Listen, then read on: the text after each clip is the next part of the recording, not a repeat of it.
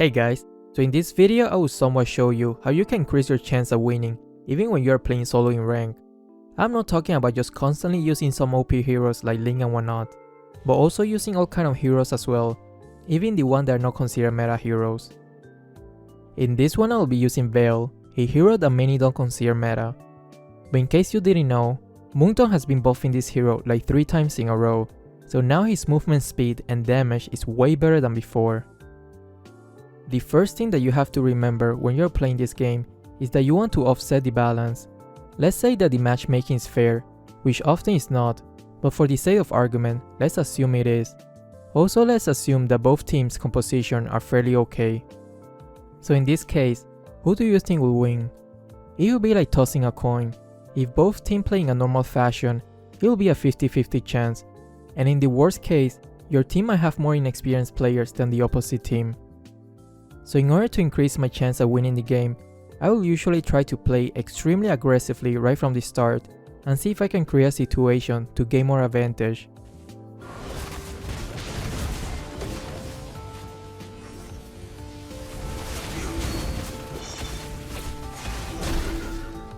This is what I usually do when I play a support or tank hero. If I can somehow annoy and disrupt the enemy's usual farming, it will give a huge advantage to our team. And once again, I will try to do the same thing in a different game.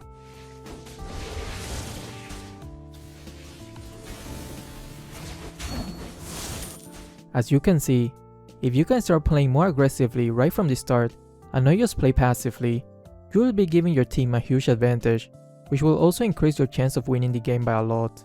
Welcome to Mobile Legends! Now, let me show you a full Vale gameplay to show you that you don't need to use the most OP or meta heroes in order to win the game.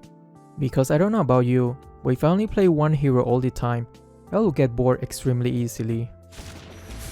In this game, I will also try to disrupt the enemies taking the buff, and because she stopped attacking it, once she saw us approaching, they'll put a huge delay on her farm, which is already a huge win for us. Roger was smart here. Since he noticed that we disrupted Selena taking the buff, he decided to steal the red. This is basically like a chess game. You have to see how the game progresses, so then you can make the right move and take advantage of the situation. Honestly, I'm not sure if that's how you play chess, but I thought it kinda sounded smart. XD. Selena is very strong in the early game, so usually she will try to invade our buff, so I'm making sure that she doesn't get close to even try to attempt to steal it. Enemy missing. In the name of the winds.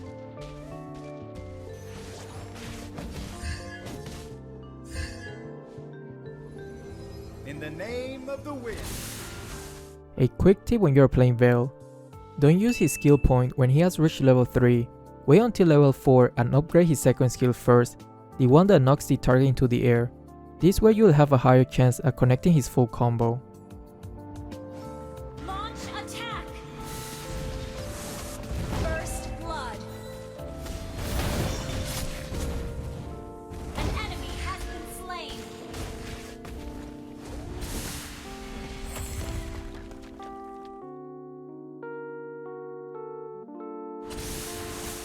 The storm. Here, you can see I will upgrade his second skill first. You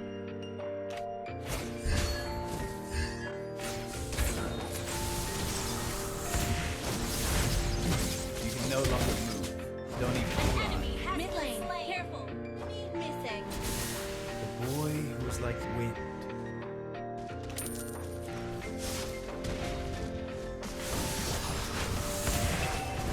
In a minute.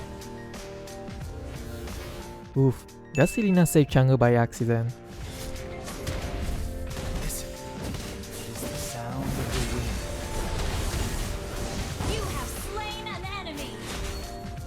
Launch attack. Backup. The boy who's like. Looking at the map, I'm pretty sure Roger will be fine taking the turtle by himself, so I decide to harass Cho instead.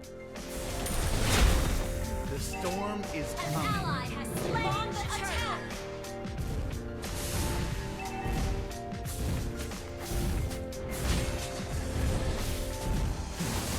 no longer move. Don't even.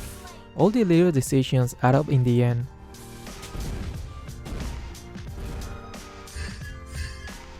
The storm is coming.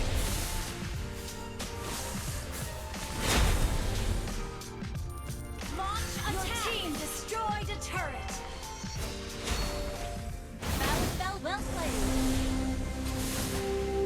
By the way, this Cho will be extremely thirsty for some Vale throughout the entire game, but thanks to Clock of Destiny, I won't die that easily, and also because we were able to disrupt his early farm a lot, so he didn't manage to get his items and level yet.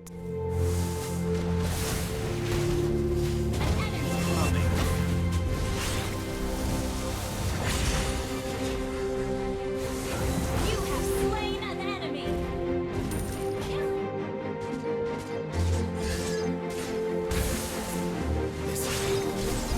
An ally has slain the turtle. I know Mia is there recalling back to base, but I don't know why I was such a puss and didn't go in to kill her. I mean, usually I would just go in and do some crazy play just for the epic highlights. The storm is coming. Remember, when you're playing Vale, always use the ultimate first, then the second skill, and lastly the first skill, so you land all the skills. Initiate retreat. Killing spree. The only way they can escape if they are using Purify or have some crowd control immunity skill. I already got max stacks on his passive, which means I'm extremely fast. I know I can easily chase him down and escape without much trouble. The storm is Mega coming. kill.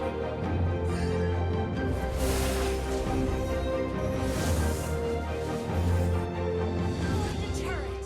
Here, I saw 3 of my teammates pushing the top lane, so I assumed the enemies will try to defend their top lane. This was weird, that most of them will be at the bottom lane. Unfortunately, my teammates didn't take advantage of that. They could have easily destroyed their top inhibitor. Initiate. Okay, like I said previously, this Cho really wants some nut.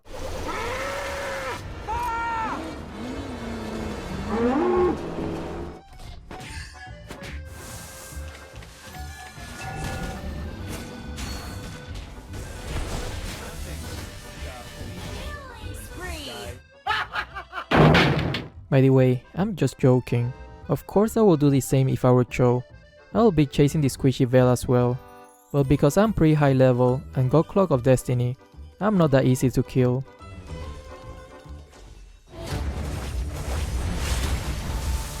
The storm is coming. Unstoppable. Double kill. Our turret has been destroyed. Your team destroyed the turret. Launch attack. Our turret is under attack.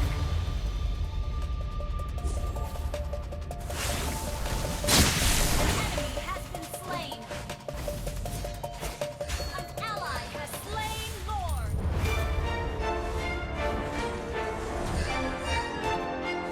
Launch attack. Shut down the turret.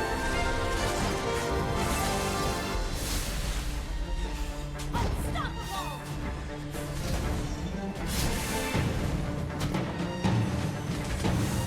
Shut down.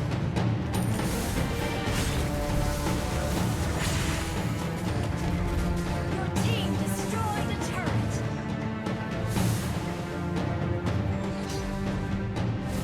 You destroyed a turret.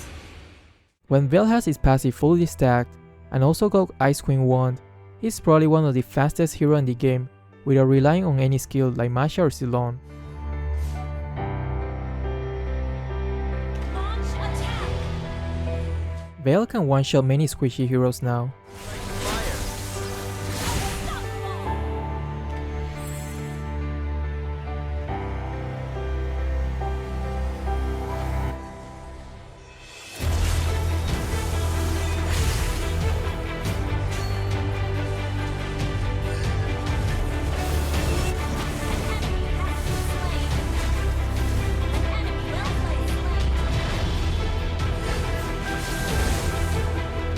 I hope you enjoyed this video, and if you did, consider leaving a like and subscribing to the channel. Thanks.